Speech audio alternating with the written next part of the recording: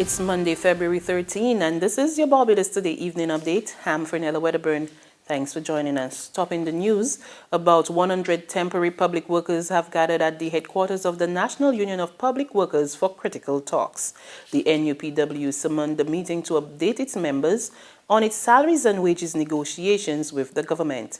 Our Emmanuel Joseph is tracking the story. The meeting, which started at around 4:45 p.m., is being conducted by the union's executive, led by General Secretary Rosalind Smith and President Akani McDowell. The meeting is also discussing appointments and the Public Service Qualifications Order. Public officers, including postal workers, immigration officers, customs officers, and government security guards, continue to trickle in even as we speak. The atmosphere here is calm, even as a plainclothes police officer stands by monitoring the situation. From the National Union of Public Workers headquarters on Dalkeith, Emmanuel Joseph for Barbados Today. Thanks, Emmanuel. In other news, all eyes on the island's central bank amid reports that Governor Dr. Delisle Worrell appears to be on his way out of the top post. Worrell has been reportedly asked to resign or be sent home, but in a move to avert departure, he took to the law courts late yesterday and secured an injunction. His attorney, Gergen Nichols, confirmed that Justice Randall Worrell has effectively barred the governor's removal at least for another week. And as the country awaits word from the officials, economist Avanas Prasad says Barbados is facing some hard economic decisions, and he's advising authorities not to rule out privatization. I know the word privatization sends shudders down most people, but changing the ownership structure, which can include ordinary Barbadians owning shares, there's probably some 300 million plus. But only if we do the sale correctly, not if we flog off assets to our friends or anyone who's prepared to give us a deal today. That's a sure way that we are selling the family silver at discounted prices. The correspondent banking crisis is potentially the most devastating threat to the region's growth and development. So warns former Prime Minister Owen Arthur, who says it couldn't have come at a worse time for Caribbean economies struggling to shed their debt burden. Arthur was speaking today on the topic, the crisis in correspondent banking and its impact on sustainable economic development in the Caribbean at Sonny Huey Center in New York. The noted economist stressed that Caribbean economies have become investment-driven economies which require a high level of private foreign capital to return to growth, and a move by banks to end corresponding banking relations, which would cut off cross-border payments to facilitate trade and investment, would be a disaster. As such, any development which delinks the Caribbean from external financial markets or makes it difficult for economic agents to carry out the myriad of trade and financial transitions which take place across boundaries is a burden that the Caribbean cannot afford to bear at this juncture in its development. This, however, is precisely the condition that the de-risking crisis is threatening to impose on our region. It's the eve of Valentine's, but businesses complain they are not feeling the love from consumers.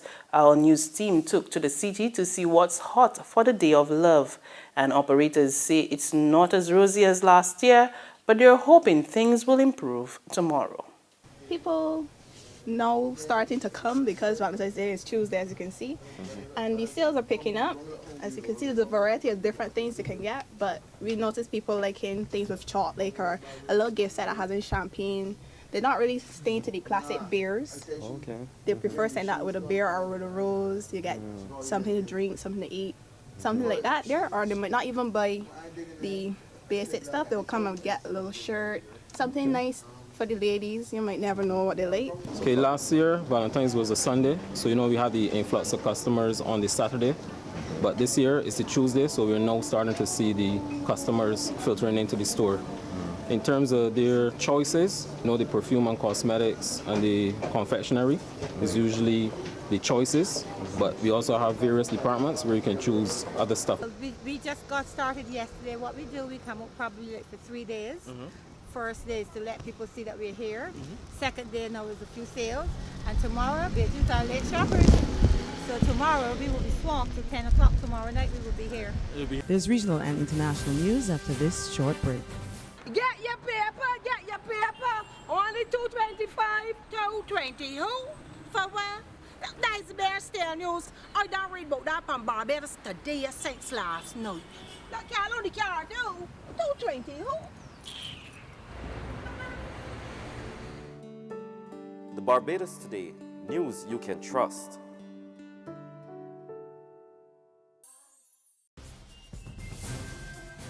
To the regional scene now in Dominica, Opposition Senator Dr. Thompson Fontaine serves notice he's prepared to take to the law courts to challenge his detention by police. Fontaine was taken into custody yesterday evening and questioned in connection with last Tuesday's disturbances and ordered to return to police headquarters today. Fontaine says he was again questioned for about 4 to 5 hours, but no charges have been laid. Some of which included, for example, that I, Thompson Fontaine, paid individuals to stone the buildings on Tuesday and to set fire to a building. Stuff like I was responsible for the truck or was inspiring the truck to go and block the financial center. Charges that I find to be preposterous, and I wasn't prepared to answer to any of those charges. So I maintained my silence. The interview continued. At the end of the interview, I basically waited until I was told a few minutes ago that I was free to go. So what happens without any charges? Well, I have to, in light of the severity of the accusations made against me, I must review my legal options. Because it cannot be that the government can tarnish your name, your good name, in the international community. It cannot be that this government can accuse me of things which I know absolutely nothing about and not do anything about it. On the international scene, law enforcers in Austria have arrested a man who mimics Adolf Hitler, the man behind the Holocaust, which resulted in the death of 6 million Jews. The 25-year-old man not only calls himself Harald Hitler, but dresses like Hitler, sporting a side part in his hair and the trademark mustache. Police say the man was arrested on charges of glorifying the Nazi era. Police spokesman David Fortner told journalists it was not a joke, but the man knew exactly what he was doing. The man was spotted in Vienna and Graz. And on that note, we come to the end of our news and sports updates, but for the very latest, visit our website at www.barbadostoday.bb. You can also subscribe to our e-paper, email updates, and like us on Facebook. We're also on Izuni Media and bus terminals or screenplay at supermarkets and gas stations near you, as well as channel 99 on Flow TV and Mix 96.9 FM. I'm Fernella Wedderburn. Do have a wonderful evening.